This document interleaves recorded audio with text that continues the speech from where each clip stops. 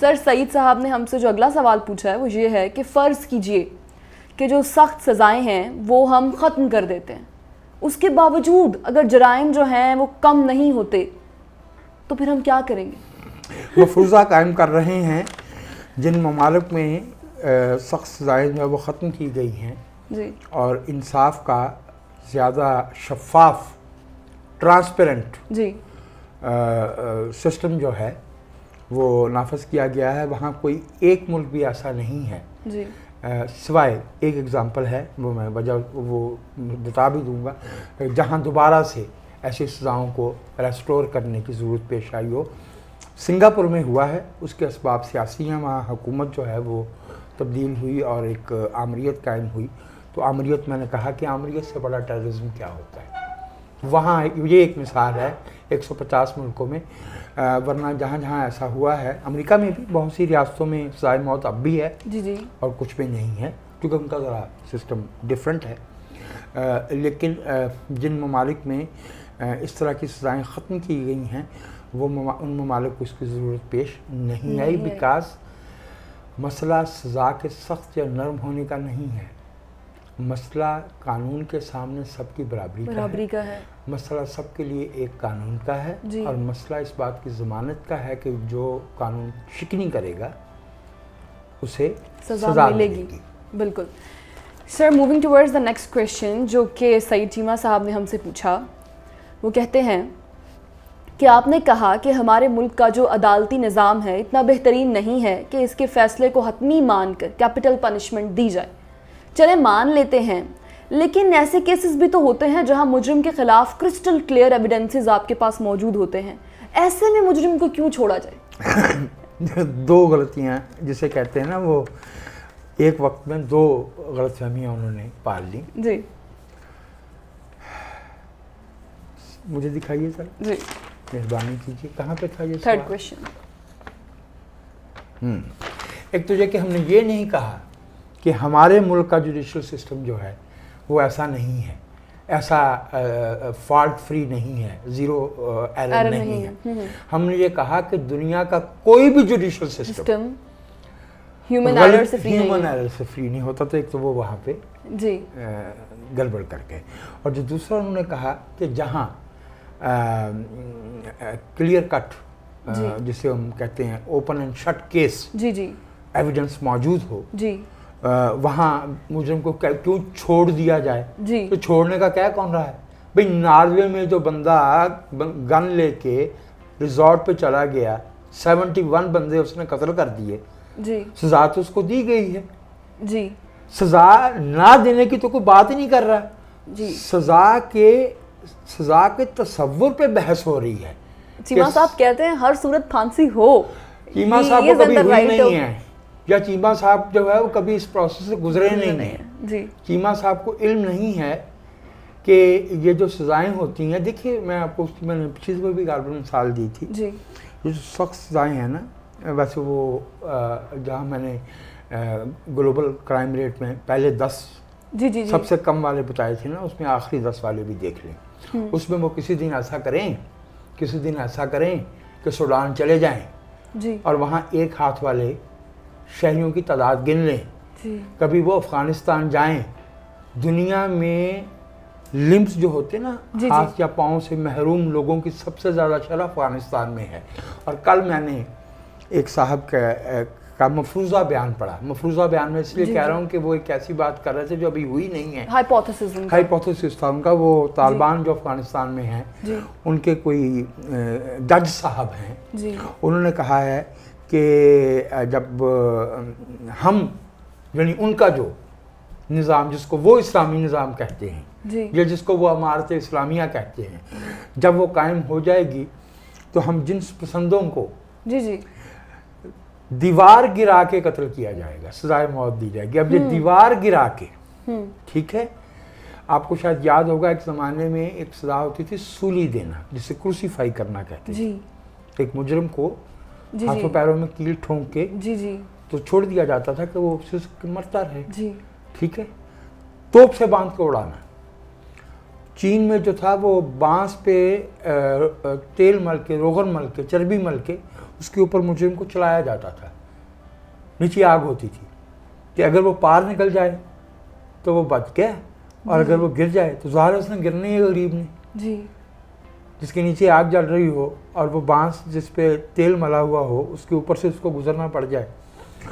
یہ جو سزاؤں کے تصورات ہیں یہ ہم ایک ایسے معاشرے میں رہتے ہیں جی, جہاں ہم انسانی نفسیات, انسانی جو کردار کا ارتقاء ہے, جو اس کی شکلیں صورتیں بنتی ہیں, اس کے محرکات نہیں سمجھتے. ہم نے کچھ چیزوں کو رٹا لگا رکھا ہے. بالکل. ہم جو ہے نا وہ ڈاگمیٹک اپروچ رکھنے والے لوگ ہیں. ہم جو ہے وہ باوجود اس کے کہ ہر لحظہ ہمیں اپنے تصورات کو بامر مجبوری, یہ جس ذریعے سے یہ ای میل چیمہ صاحب نے ہمیں بھیجی ہے, وہ ای میل اور وہ کمپیوٹر وہ چیمہ صاحب کے ملک نے نہیں بنایا. جی. تو یہ نہیں ہو سکتا کہ ٹیکنالوجی, جی جی, سہولتیں اور علاج, ٹھیک ہے, جی, کہ جی اتنے پیسے لگتے ہیں, پیسے دو, وہ فلاں کی جو ہے نا وہ کینسر کا علاج کرنا ہے, فلاں کا علاج کرنا ہے, وہ تو ہم سارا جدید مانگے. اور اقدار جو ہے وہ ہوں جو چیمہ صاحب کے اساتذہ کرام نے انہیں کالج میں, یونیورسٹی میں اور اسکول میں پڑھائی ہیں. یہ بالکل ہی اور معاملات ہیں. جی, تو اس لیے جو ہے وہ میں اس سوال کو I think we are done with that. جی سر, اگلا سوال ہم سے کیا گیا ہے کہ جرائم کو ختم کرنے کے بس 2 طریقے ہیں, یا تو آپ کا معاشرہ اتنا مثالی ہو کہ وہاں جرائم ہو ہی نہ, یا پھر سخت سزاؤں کا خوف اتنا زیادہ ہو کہ جرائم سرزد نہ ہو. اب معاشرہ تو مثالی ہے نہیں, تو پھر سخت سزاؤں کا خوف تو باقی رہنا چاہیے نا, تاکہ جرائم جو ہیں وہ رک سکے. چیمہ صاحب کے سوال سے مجھے روس کا ایک ایڈیٹر یاد آ گیا. جی. اسے ایک نوجوان نے ایک افسانہ لکھ کے بھیجا. جی. تو اس میں ایک جملہ تھا کہ جیسا کہ ہم جانتے ہیں کہ گھوڑے کا پسندیدہ رنگ نیلا ہوتا ہے. اچھا. تو ایڈیٹر نے اس کو خط لکھا جواب میں کہ یہ بات آپ کو کس گھوڑے نے بتائیے. میرے بھائی, یہ جو دونوں طریقے چیمہ صاحب فرما رہے ہیں, مجھے نہیں معلوم کہ ان کو کس گھوڑے نے بتائے ہیں. جی. ایک تو یہ کہ معاشرہ کوئی بھی کہیں بھی مثالی نہیں ہوتا. جی. اور جرم کا امکان ہمیشہ موجود ہوتا ہے. ٹھیک ہے. اور جرم کی یہ جو سزا ہے, یہ اس کو ہم اتھرائزڈ وائلنس کہتے ہیں. سوشل کانٹریکٹ میں شہریوں نے یہ حق ریاست کو سرنڈر کیا ہے. جی. ریاست جیل میں بھیج سکتی ہے. جی. ریاست جرمانہ کر سکتی ہے. ریاست قانون کے مطابق جو لکھی ہوئی سزائیں ہیں وہ دے سکتی ہے. ٹھیک ہے. جی جی. یہ جو ہمارا کانٹریکٹ ہوا ہے ریاست کے ساتھ. جی بالکل ٹھیک ہے. تو ایک تو یہ کہ یہاں پہ کوئی ایسی بات نہیں کہی جا رہی. یہ جو سخت سزاؤں کا تصور ہے, یہ بذات خود جو ہے, میں پھر عرض کیے دیتا ہوں کہ ہماری پنجابی میں ایک لفظ ہے جرم و ود سزاواں. جرم و ود سزاواں. تو یہ پسماندہ ذہن ہے جو یہ سوچتا ہے کہ ایک کو سزا دیں گے تو دوسرا جو ہے وہ ڈر کے مارے اس سے محفوظ رہے گا. ایک کے جرم کرنے کے محرکات اور ہیں اور دوسرے کے اور ہیں, اور جرم اسی وقت رکے گا جب لوگوں کو, شہریوں کو اس بات کا احساس ہوگا کہ ہم رات کے 2 بجے چوک میں جہاں سے کوئی گاڑی نہیں گزر رہی, لیکن اگر لائٹ ریڈ ہو گئی ہے تو ہمیں گاڑی روکنا ہے. یہ جو ٹریفک کا لال نشان ہے وہ جب وہ آئین میں پہنچتا ہے تو وہ آرٹیکل 6 بن جاتا ہے. جی. چیمہ صاحب سے پوچھئے کہ اس دستور کے بننے کے بعد 1973 کے 2 دفعہ اس ملک کا سب سے بڑا سرخ نشان آرٹیکل 6 ختم کیا گیا ہے, تو کبھی غور کیجیے گا. ان سے کہیے کہ سوسائٹی آئیڈیل تبھی ہو پائے گی جب سزائیں سختی ہوں گی, سزاؤں پہ عمل درآمد ہوگا. جی سر, ہم سے اگلا سوال انہوں نے پوچھا ہے کہ کیا سزا کی کوئی بین الاقوامی تعریف ہے, اور آپ کے مطابق صرف سخت سزائیں تشدد کے زمرے میں آتی ہیں, یا سزا باحیثیت مجموعی ہی تشدد ہے؟ اگر سخت سزا تشدد کے زمرے میں آتی ہے تو پھر معمولی سزا تشدد کے زمرے میں کیوں نہیں آتی؟ میں نے یہ کب کہا ہے کہ سخت سزا تشدد کے زمرے میں آتی ہے؟ ہر سزا تشدد ہے، لیکن آتھرائزڈ تشدد ہے. ہم نے ریاست کو شہریوں کے تحفظ کے لیے یہ اختیار دیا ہے کہ اگر کوئی شہری یا گروہ دوسرے شہری یا گروہ کو نقصان پہنچائے تو قانون کے مطابق اسے سزا دی جائے. وہ سزا بائی ڈیفینیشن تشدد ہے، لیکن وہ آتھرائزڈ تشدد ہے. جسے یہ سخت سزا کہہ رہے ہیں، وہ جو بات کہنا نہیں چاہ رہے یا وہ کسی وجہ سے جھجک گئے ہیں، دراصل تو وہ یہ چاہتے ہیں کہ ان کا یہ خیال ہے کہ انصاف، جرم اور سزا یہ تصورات کسی الماری میں رکھے ہیں اور کوئی مفتی صاحب، کوئی ملا صاحب، کوئی جج صاحب وہ ہمیں الماری سے نکال کے دیں گے. جرم، سزا اور انصاف یہ مسلسل ارتقاء پذیر تصورات ہیں، اور ہر معاشرے میں ہر لحظہ یہ جو ہماری جو قانون ساز اسمبلیاں ہوتی ہیں، مقننہ ہوتی ہے، وہ مقننہ کیوں ہے؟ وہ قانون کیوں بناتی ہے؟ اس لیے کہ معاشرے کے جو تقاضے ہیں، جو معاشرے کی ضروریات ہیں، وہ ہر لحظہ تبدیل ہو رہی ہے. بالکل ٹھیک ہے. سزا کی کوئی بین الاقوامی تعریف نہیں ہے. ہر معاشرہ جو ہے وہ اپنے جو معروضی حالات ہوتے ہیں ان کے مطابق اس کو طے کرتا ہے. ٹھیک ہے. اور اس کا یہ مطلب نہیں ہوتا کہ میں نے معاشرہ کہا ہے، ریاست نہیں کہا.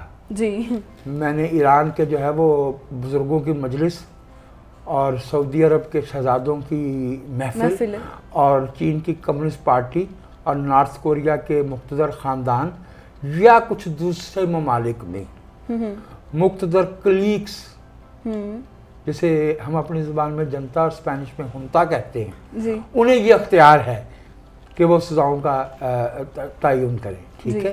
تو اس لیے یہ بھائی جو ہے یہ اس ضمن میں ان کا یہ خیال ہے کہ یہ کچھ جامع تصورات ہے. نہ سزا کا تصور اسٹیگننٹ ہے، نہ انصاف کا تصور اسٹیگننٹ ہے، اور نہ جرم کا تصور جو ہے وہ اسٹیگننٹ ہے. جو باتیں کل جرم نہیں تھی وہ آج جرم ہیں، اور جو باتیں کل جرم تھی وہ آج جرم نہیں ہیں. سو معاشرہ جو ہے وہ کسی الماری میں یا کسی مسودے میں محفوظ نہیں ہے. انسانوں کا علم، اقتصادی سرگرمی اور جو ہیومن انٹریکشن ہے، یہ تینوں فیکٹر معاشرے کو مسلسل ارتقاء میں رکھے. بالکل.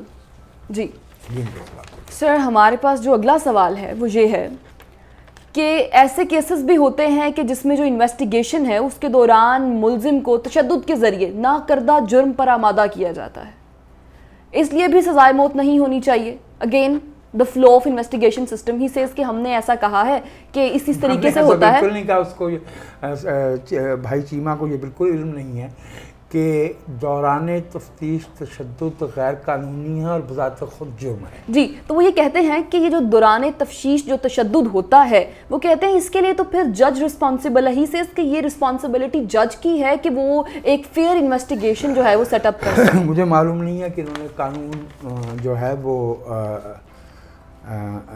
کس درسگاہ سے جو ہے وہ اس کی مبادیات جو ہے وہ حاصل کی ہیں. تفتیش، انویسٹیگیشن کے دوران کسی بھی سٹیج پہ تشدد ذہنی یا جسمانی وہ جرم ہے بذات خود. بالکل. اور وہ ٹارچر میں آتا ہے. جی. اور میرے خیال میں انہیں شاید اندازہ نہیں ہے کہ وائلنس اور ٹارچر یہ دو الگ الگ تصورات ہیں. ریاستی اتھارٹی کی آڑ میں جو تشدد کیا جاتا ہے وہ ٹارچر ہے، اور جو ایک عام شہری کسی دوسرے شہری پہ تشدد کرتا ہے وہ وائلنس ہے. ٹھیک ہے. تو یہ جج واج کی ذمہ داری کا معاملہ نہیں ہے. انویسٹیگیشن اور چیز ہے، پروسیکیوشن اور چیز ہے، ایکسیکیوشن اور چیز ہے. میرے خیال میں چیمہ صاحب کو جوڈیشل سسٹم جو ہے اس کی حرکیات پر ایک دفعہ پھر اس کی مبادیات کو جی پھر دیکھ لینا. مجھے لگتا ہے شاید وہ یہ بھی کہنا چاہتے ہیں کہ جب کوئی بھی مجرم جو ہے یا ملزم جو ہے وہ کورٹ میں آتا ہے جج کے سامنے تو جج کو فوراً پتہ چل جانا چاہیے کہ یار اس کے ساتھ انویسٹیگیشن یہ معلوم نہیں ہے کہ ایک بہت بڑی تعداد میں تو جو ملزم ہوتے ہیں وہ بخشی خانے ہی سے واپس جیل لے جاتے ہیں. صرف پولیس آفیسر اندر جاتا اور کہتا ہے جناب مزید ریمانڈ چاہیے جسمانی.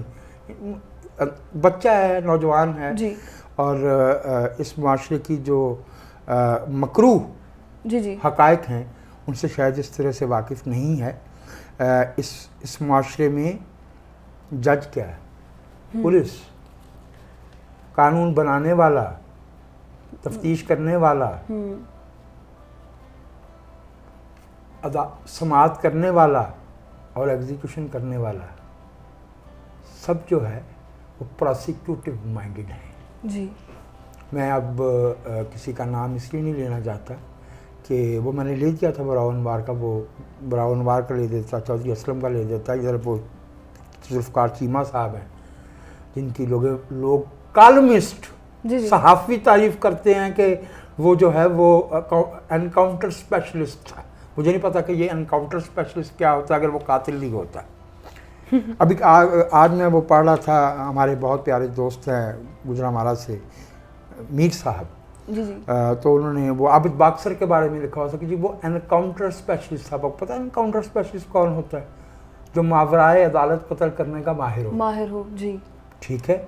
تو یہ میں اس میں صرف جج کی ذمہ داری نہیں ہے, اس میں جو پورا نظام عدل ہے, پورا جو سسٹم ہے, it is skewed against the citizen. جی اور قانون کا, نظام عدل کا مقصد لوگوں میں سزاؤں کی شرینی بانٹنا نہیں ہے, لوگوں کو تحفظ دینا ہے اور لوگوں کو یہ احساس دلانا ہے کہ اگر وہ قانون توڑیں گے تو قانون ان کی جواب دہی کرے گا. بالکل.